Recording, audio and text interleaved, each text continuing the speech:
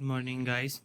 So today we are going to talk about the best key books you can use for your 11th and 12th class.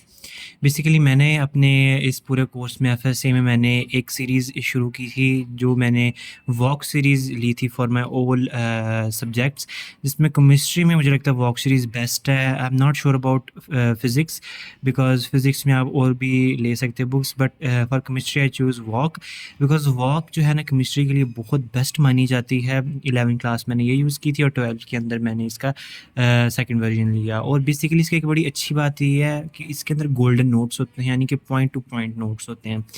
Walk series के मुतालिक मैंने कुछ points निकाल के यहाँ पे राइट डाउन किए हैं जो मुझे इसके ऊपर से लगे. सबसे पहला है कि इसके अंदर नर्व्ड नॉलेज है. नर्व्ड नॉलेज फ्रॉम द बुक, यानी कि बुक के अंदर बहुत ज़्यादा बफ्ड नॉलेज होता है, बहुत ज़्यादा नॉलेज होता है जो इतना इंपॉर्टेंट भी नहीं होता, वो सब कुछ लिख दिया होता है. लेकिन इस वॉक सीरीज़ के अंदर उस सारे नॉलेज को नर्व किया जाता है, जो कि मेन पॉइंट्स होते हैं उसके ऊपर फोकस किया जाता है. और वहीं पे दूसरी बात है पॉइंट टू डेफिनेशन, यानी कि पॉइंट टू पॉइंट डेफिनेशंस है. कोई अंदर एक्स्ट्रा डेफिनेशंस की उन्होंने बात नहीं लिखी, सीधी डेफिनेशंस लिखी हुई हैं जो कि एग्जामिनर भी यही चाहता है जब वो चेक करता है पेपर. और सबसे जो अच्छी बात मुझे लगती है वो इसके अंदर है एंट्रेंस टेस्ट एमसीक्यूज़ हैं जो कि इसको बहुत ही मुफीद बनाते हैं बाकी बुक से.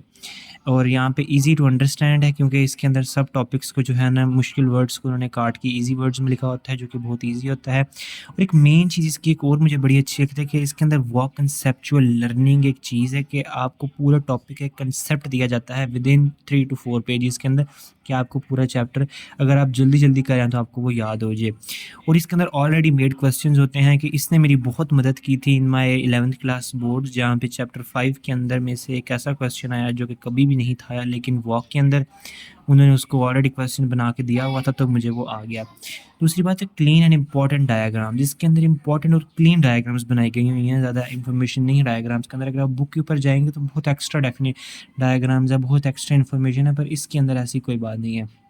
और दूसरी बात है री इम्पोर्टेंट नोट्स, मतलब कि जो सी चीज़ फॉर एग्जांपल अगर हम लें फर्स्ट चैप्टर को 11th क्लास के, अगर उसके अंदर एक पेज के ऊपर एक टॉपिक है वो इम्पॉर्टेंट है, दूसरे पेज के ऊपर एक टॉपिक है जो कि पहले वाले से ज़्यादा इंपॉर्टेंट है, तो वो दूसरे जो टॉपिक है उसको पहले ले आएंगे और जो ये वाला टॉपिक है उसको बाद में ले जाएंगे. यानी कि वो आपके कंसेप्ट बिल्ड करते हैं.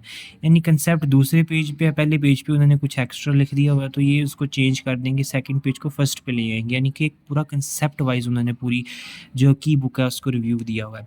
और साथ में example and diagrams with each question, और ये भी बहुत इंपॉर्टेंट, मैंने बाकी की बुक्स के अंदर ये चीज़ इतनी खास नोट नहीं की कि इसके अंदर हर एक डेफिनेशन है. फॉर एग्जांपल अगर आप मोल की डेफिनेशन लेते हैं, साथ में उसकी एग्जांपल, उसकी डेफिनेशन और उसका पूरा आगे से जो है ना मेन उन्होंने कंसेप्ट बताया हुआ है, तो ये बहुत इंपॉर्टेंट चीज़ मुझे लगती है.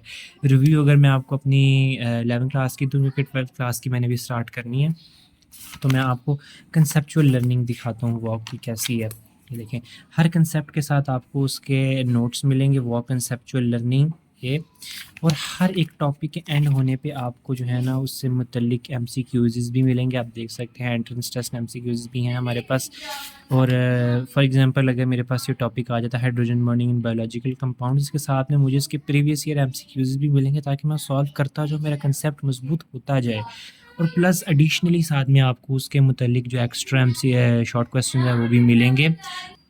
और हर तरह की आपको इन्फॉर्मेशन, फॉर एग्जांपल आप इवेपोरेशन की देख लें, इसका पूरा लॉन्ग बन सकता है, सरफेस, ये सारा उन्होंने साथ में इन्फॉर्मेशन इसकी दी होती है. साइड पे आप देख सकते हैं कुछ कंसेप्ट्स भी दिए गए हैं जो कि स्कॉलर वगैरह सारी हैं उनके अंदर काफ़ी ज़्यादा नॉलेज दिया गया है. इसके अंदर उतना ही नॉलेज दिया गया है जितना आपके लिए इनफ है.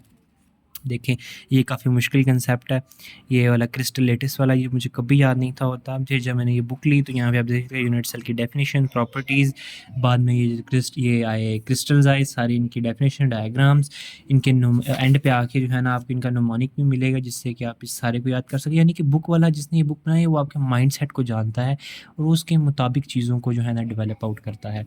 तो ये थी फर्स्ट ईयर की वॉक सीरीज एंड मैंने बहुत अच्छा इसका पेपर किया था केमिस्ट्री का, क्योंकि मैंने इससे तैयारी की थी. तो मैं 100% रेकमेंड करूँगा आप टेक्स्ट बुक लेने की बजाय आप केमिस्ट्री की वॉक सीरीज़ पे इन्वेस्ट कर सकते हैं.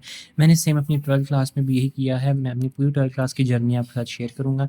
मैंने केमिस्ट्री के लिए अभी 12th क्लास की वाली बुक ली है और मैंने थोड़ा बहुत इसको पढ़ा है। मैंने ऑर्गेनिक चैप्टर्स अलहदा किए हैं, ये थोड़ी सी डैमेज है।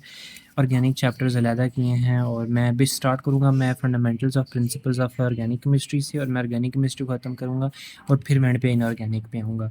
और इसी तरह ही आप देख सकते हैं, इसके भी मैंने ज़्यादा तक रिव्यू दिया है एंड पे आके आप देख सकते हैं। हर एक के साथ ही थोड़ी सा मैंने 7वां चैप्टर पढ़ा है, तो ये आप देख सकते हैं सब के साथ उनकी इन्फॉर्मेशन, उनके एमसीक्यूज़, हर चीज़ साथ में उन्होंने बाइंड करके दी हुई है।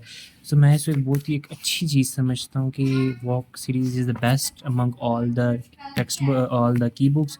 स्कॉलर हो जो भी हो, I think so walk is the best and I prefer you should need to invest in walk series. Thanks for watching my video. Please like share and subscribe my channel so I can share more content like this. Thank you for watching. जज़ाकल्लाह।